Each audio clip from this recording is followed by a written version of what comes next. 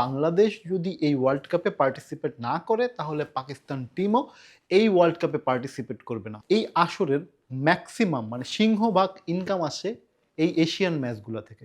সমীক্ষা অনুযায়ী দেখা যায় ৫ ভাগের ১ ভাগ অর্থ ইনকাম করে থাকে আইসিসি এই শুধুমাত্র ইন্ডিয়া পাকিস্তান ম্যাচের দ্বারা। এই ভিডিও যখন বানাচ্ছি তার ঘণ্টাখানেক আগে থেকে এই ধরনের টাইটেল, এই ধরনের থাম্বনেইল পুরো ইউটিউব বলেন, ফেসবুক বলেন, সোশ্যাল মিডিয়া জুড়ে ভাসছে। আসলে এর বিশেষত্ব কি বা এটা আসলে কেমন হতে পারে? বাংলাদেশ টিম নিয়ে যে ধরনের জলঘোলা বা যে ধরনের কোশ্চেন, বৈঠক এগুলা হচ্ছে, এটা নিয়ে যেমন তৎপর বিসিবি সেই রকমের তৎপর আইসিসিও। শনিবারে আইসিসি টিম বাংলাদেশ ক্রিকেট বোর্ডের সাথে মিটিং করেছে, কিন্তু সেই মিটিংয়ে যে খুব বেশি ফলাফল বা একবারে স্টেপ ফুল স্টপ লাইন টানা গেছে সেটা কিন্তু হয়নি। এখন পর্যন্ত ৭ তারিখের বিশ্বকাপের প্রথম ম্যাচ শুরু বা ৭ তারিখে টি-20 ওয়ার্ল্ড কাপের আনুষ্ঠানিকতা শুরু, কিন্তু বাংলাদেশ জানে না সে এই মুহূর্তে এই ওয়ার্ল্ড কাপে পার্টিসিপেট করবে কি না। হাতে রয়েছে ২০-২৫ দিন, এর মধ্যে মানে সিদ্ধান্ত নেওয়া বা এর মধ্যে সবকিছু চিন্তা করা এটা একটু জটিল হিসাব নিকাশ। এই জটিল অঙ্কের বাইরে রেখে একটা জিনিস একটু বিশ্লেষণ করি, সেটা হচ্ছে পাকিস্তান ক্রিকেট বোর্ড নাকি ইতিমধ্যে ঘোষণা করেছে বাংলাদেশের যদি এই দাবিগুলো মেনে না নেওয়া হয় বা বাংলাদেশ যদি এই ওয়ার্ল্ড কাপে পার্টিসিপেট না করে তাহলে পাকিস্তান টিমও এই ওয়ার্ল্ড কাপে পার্টিসিপেট করবে না। যৌক্তিক প্রশ্নে আসি, একটু ডিটেইলেশন করি, সেটা হচ্ছে আসলে কি এটা সম্ভব বা আসলে এই দ্বারা কি হবে? মানে সত্যি কথা বলতে আইসিসির যে ট্রফিগুলো হয় বা আইসিসির যে আসরগুলো হয়, এই আসরের ম্যাক্সিমাম মানে সিংহভাগ ইনকাম আসে এই এশিয়ান ম্যাচগুলো থেকে। কেন? এই এশিয়ান ম্যাচে প্রচুর দর্শক থাকে, প্রচুর রাইভালরি, এবং যেটার মাধ্যমে এই যে অ্যাড এজেন্সিগুলো এবং এই যে বিজ্ঞাপনদাতা সংস্থাগুলো সেগুলো মুনাফা লাভ করে এবং সেই মুনাফার পার্টিশন শেয়ারিং হয় আইসিসির কাছে এবং আইসিসি এটা দ্বারা লাভবান হয়। টাকার অঙ্কে এটা অনেক কিছু, কারণ ইন্ডিয়া পাকিস্তান ম্যাচের মাধ্যমেই সমীক্ষা অনুযায়ী দেখা যায় ৫ ভাগের ১ ভাগ অর্থ ইনকাম করে থাকে আইসিসি এই শুধুমাত্র ইন্ডিয়া পাকিস্তান ম্যাচের দ্বারা। আর এই ইন্ডিয়া পাকিস্তান ম্যাচ কতটা ইম্পর্টেন্ট সেটা আপনারা কয়েকটা লাস্ট আসর দেখলেই বুঝতে পারবেন।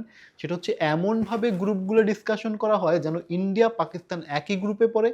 ন্যূনতম ৩টি ম্যাচ যদি ফাইনালে ইন্ডিয়া পাকিস্তান খেলতে হয়, ন্যূনতম ৩টি ম্যাচ তারা মুখোমুখি হবে এবং ৩টি ম্যাচের এই যে ক্রিকেটীয় আবহাওয়া, এটা এখন মাঠের ক্রিকেট ছাপিয়ে, রাজনীতি ছাপিয়ে এটা এখন পুঁজিবাদের একটা সংস্থার জায়গায় পরিণত হয়েছে বা পুঁজিবাদের একটা খোরাকের জায়গায় পরিণত হয়েছে।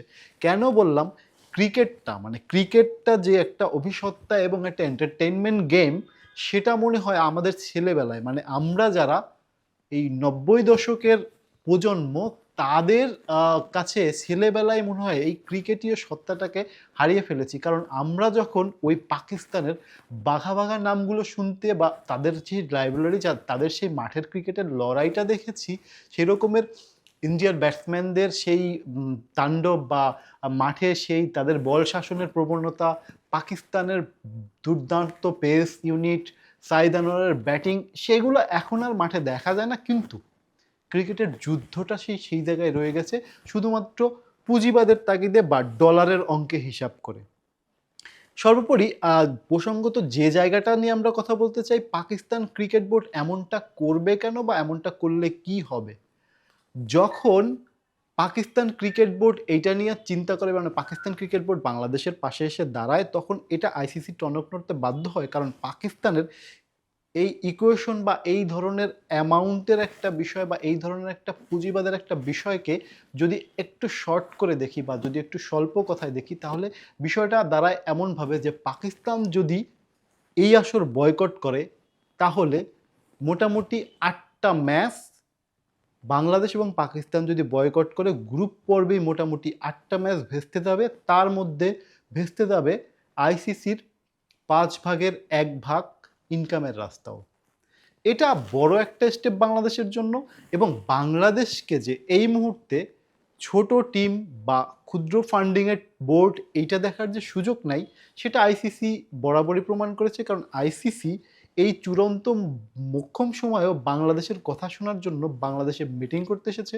বাংলাদেশের বিষয়গুলো মেইল চালাচালির পরও তারা বারবার এই জায়গাগুলোতে সিটিং বা মিটিংয়ের মাধ্যমে বা আলোচনা, আ এর পক্ষান্তরে যুক্তির উপর আবার যুক্তি দিয়ে প্রমাণ করতে চেয়েছে বা প্রুফটের জায়গাটা বা এইটা সমাধান করতে চেয়েছে। যার ফলে যেটা হয়েছে, বাংলাদেশের এখনো ওয়ার্ল্ড কাপ খেলার সম্ভাবনাকে উড়িয়ে দেওয়া যায় না। কিন্তু আমরা নির্ভরযোগ্য কোনো সূত্র বা তথ্য পাচ্ছি না।